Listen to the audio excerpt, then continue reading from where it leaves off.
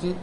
ଯୁବ ଛାତ୍ର ଓ ପିସିସିରେ ମଧ୍ୟ ମୁଁ କାମ କରିବାର ସୁଯୋଗ ପାଇଛି।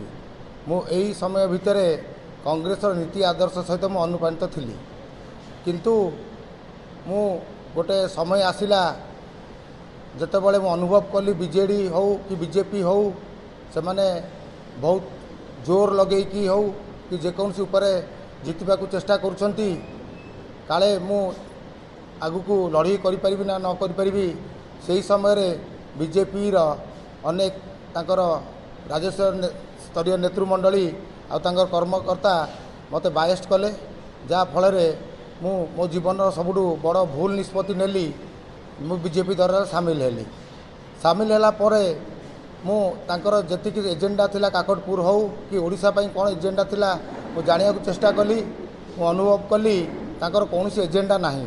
କେବଳ ବିଭିନ୍ନ ଦଳର ଯୁବକମାନଙ୍କୁ ହେଉ କି ନେତାମାନଙ୍କୁ ହେଉ ସେମାନେ ଦଳରେ କୌଣସି ଉପାୟରେ ଆଣି ସାମିଲ କରିଦେବା ଆଉ ତାଙ୍କର ଭୋଟ ବଢ଼ିଆ ତାଙ୍କର ଉଦ୍ଦେଶ୍ୟ।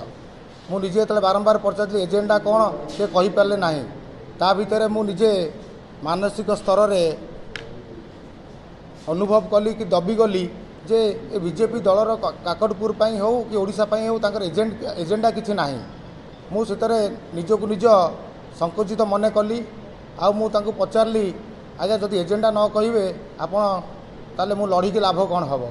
ସେ କିନ୍ତୁ ସେ କଥାଟାକୁ ଗୁପ୍ତ ରଖିଲେ ଆଉ ବାରମ୍ବାର ମୋତେ ଟାଇମ୍ ଗଡ଼ିବାକୁ ଚେଷ୍ଟା କଲେ। ତା ଭିତରେ ଖାଲି ବାରମ୍ବାର ସେମାନେ ପ୍ରେସର କରୁଥିଲେ ଯେ ଯେଉଁ କର୍ମକର୍ତ୍ତାମାନେ ଆପଣଙ୍କର ଅଛନ୍ତି କାକଟପୁରରେ ସେମାନଙ୍କୁ ଆଣି ବିଜେପିରେ ସାମିଲ କରିଦିଅ। ମୁଁ କହିଲି ଆଜ୍ଞା ଏଜେଣ୍ଡା ଠିକ୍ ନ ହେଲା ପର୍ଯ୍ୟନ୍ତ ମୁଁ ସାମିଲ କରିବାର ପ୍ରଶ୍ନ ଉଠୁନାହିଁ। କିନ୍ତୁ ସେମାନେ ଯେତେ ପ୍ରେସର କଲେ ଲିଷ୍ଟ ଆଣିକି ଦିଅ କିଏ ମିଶିବ, କାହାକୁ ମିଶାଇବ, କେତେ ହଜାର ଲୋକଙ୍କୁ ମିଶାଇବ। ମୁଁ କହିଲି ଆଜ୍ଞା ଏଜେଣ୍ଡା ଫାଷ୍ଟ କୁହନ୍ତୁ। ମୁଁ ଯେତେବେଳେ ଅନୁଭବ କଲି ଯେ ନାଇଁ ଏମାନଙ୍କର ମନୋବୃତ୍ତି ଠିକ୍ ନାହିଁ, ମୁଁ ନିଜେ ବିଜେପି ଦଳରୁ ଓହରିବା ପାଇଁ ଚେଷ୍ଟା କଲି। ତାପରେ ମୋତେ ଟିକେ ସମୟ ଲାଗିଲା। ତାପରେ ମୁଁ ସେଠୁ ଓହରି ଆସିଲି। ସେଠି ମୁଁ ରେଜିଗ୍ନେସନ୍ ଦେଲି।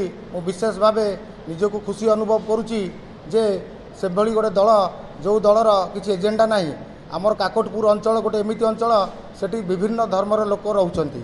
ସେଠି ମା ମଙ୍ଗଳାଙ୍କ ପୀଠ, ସେଠି କୋଣାର୍କ, ଜାହାନିଆ ପୀର, ଆଉ ତାଙ୍କର ବିଜେପିର ଉଦ୍ଦେଶ୍ୟ ଥିଲା ହୁଏତ ମୁଁ ଭାବୁଛି ସେଠି ଆମ ଭଳିଆ ଯୁବକମାନଙ୍କୁ ପୁରେଇ ସେଠି ଗୋଟେ ସାମ୍ପ୍ରଦାୟିକ ପରିସ୍ଥିତି ସୃଷ୍ଟି କରିବାର ତାଙ୍କର ଉଦ୍ଦେଶ୍ୟ ରହିଥିଲା।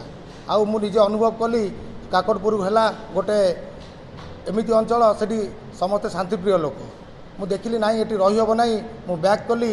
ବ୍ୟାକ୍ କରି ଆସିଲା ପରେ ମୁଁ ମୋର ନେତୃମଣ୍ଡଳୀମାନେ ଯେଉଁମାନେ ଅଛନ୍ତି କଂଗ୍ରେସ ଦଳର ଶରଦ ପଟ୍ଟନାୟକ ହୁଅନ୍ତୁ, ଅଜୟ କୁମାର ହୁଅନ୍ତୁ କି ଏଠି ପ୍ରସାଦ ହରିଚନ୍ଦନ ହୁଅନ୍ତୁ, ସମସ୍ତଙ୍କ ସହିତ ମୁଁ ଆସି ଯୋଗାଯୋଗ କଲି।